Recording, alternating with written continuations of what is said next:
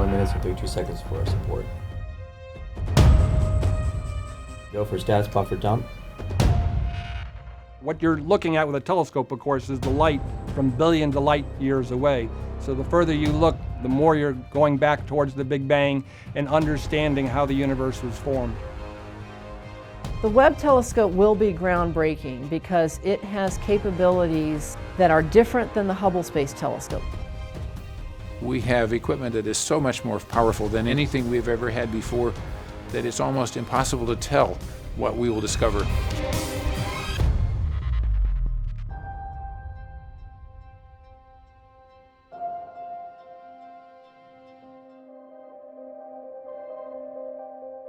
Hubble's accomplishments include something called the deep fields. Looking out into space and collecting light, sometimes for many days, these deep fields have revealed visually to us a universe absolutely teeming with galaxies, hundreds of billions of galaxies. One of the neat things about the ultra deep field, and one of the things that made it so unique was how long it took us to take that image. There's an exposure time that's expressed, I think it's 11.2 days. There's a very, very long exposure time. But probably what's more important is how many orbits it took us to do that. 400 orbits of Hubble data to take that image. You only get 15 orbits a day. To take 400 orbits and say, we're going to observe this one spot in the sky for 400 orbits. And the really unique thing about that was they picked a spot where there wasn't anything. They looked and they said, there's absolutely nothing here. And they said, you want to spend 400 Hubble orbits looking at nothing? And they said, yes, because we want to see what it can see. And I think the results from the science, I mean, it was amazing. What they saw was spectacular.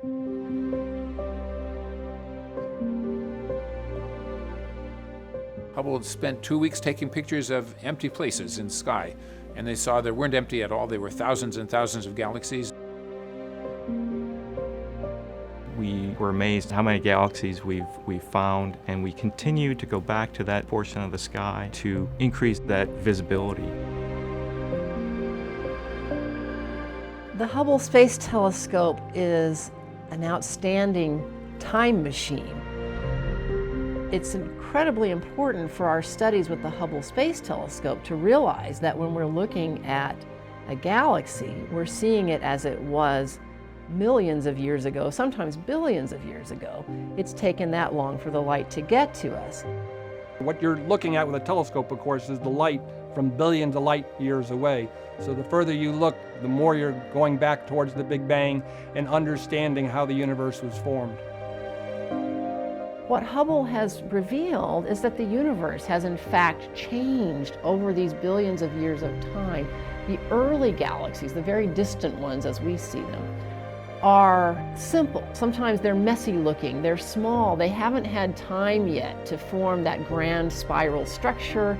Over time, we see galaxies actually merging with other galaxies and growing bigger and bigger, and those mergers can look like train wrecks in our Hubble images.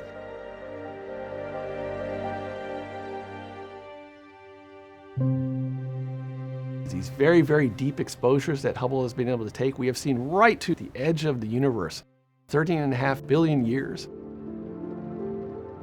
When Hubble was first designed and envisioned, it was never thought it could actually see that far out.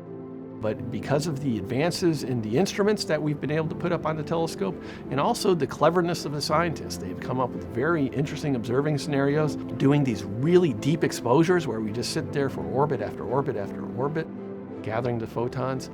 We've been able to push Hubble out very, very far.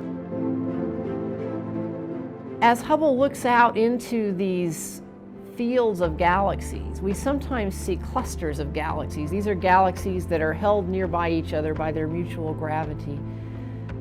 These clusters are massive conglomerations. There's so much mass that they have an actual observable impact on space-time itself.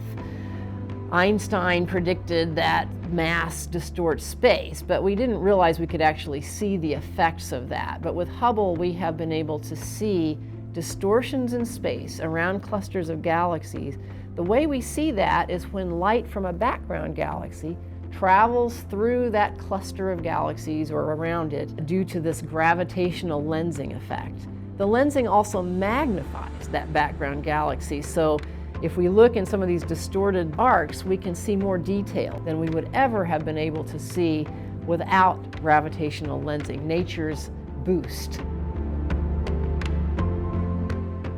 There are observations where we're explicitly looking for the lensing, and they're getting science out of that just otherwise would just not be doable.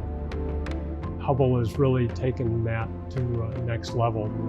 It's doing large amounts of astrophysics that it's just never been able to do before.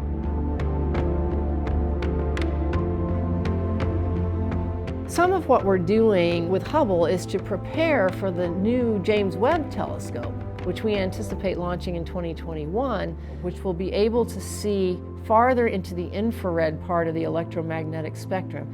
That enables us to see some galaxies that are difficult for Hubble to see because they're so far away that their light is traveling through us through expanding space and gets stretched out into redder wavelengths, often far into the infrared part of the spectrum, even sometimes beyond what Hubble is able to detect well. The Webb telescope will give us more information about some of those very distant galaxies. The James Webb Space Telescope is the follow-on telescope after the Great Hubble Telescope. It extends the discoveries of Hubble into the infrared spectrum region. We think that the first objects that grew out of the Big Bang material probably happened in about 100 million years after that start.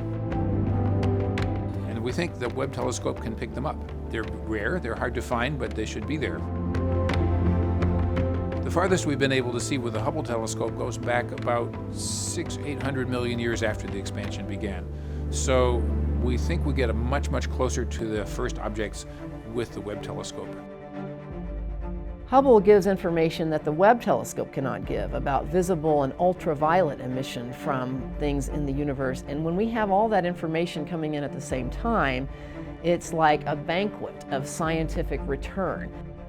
Now when we get the complete picture of every wavelength you can possibly see from ultraviolet to infrared, we hope to have the story of the growth of the first galaxies from the primordial material.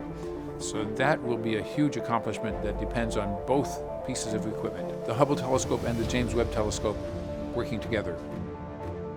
So astronomers are very excited about this probability that we'll have both the Hubble Space Telescope and the Webb telescope operating at the same time for quite a few years. That will give us an abundance of new understanding about the universe. And already right now with Hubble, we're doing preparatory observations for the Webb telescope. We're using Hubble to do things, for example, like surveying distant galaxies to find out which ones would be prime targets for the Webb telescope. In fact, scientists around the world are proposing observations with Hubble right now specifically to help us learn information that will be useful for making the best use of the Webb telescope as soon as it's launched and gets going in its science observations. I think the Hubble telescope has been the most productive science instrument ever built. In astronomy, there's what we knew before Hubble, and now there's what we know after Hubble. They're so different. Of course, Hubble has now had a life of 30 years, so it's had a long time to make this revolution happen. So it's not all at once. It's a gradual revolution, but it's still a huge revolution. Technology has changed dramatically over the 30 years of life of the Hubble telescope. So you couldn't even have imagined when the Hubble was launched that we would have the wonderful cameras and spectrometers that we buy today.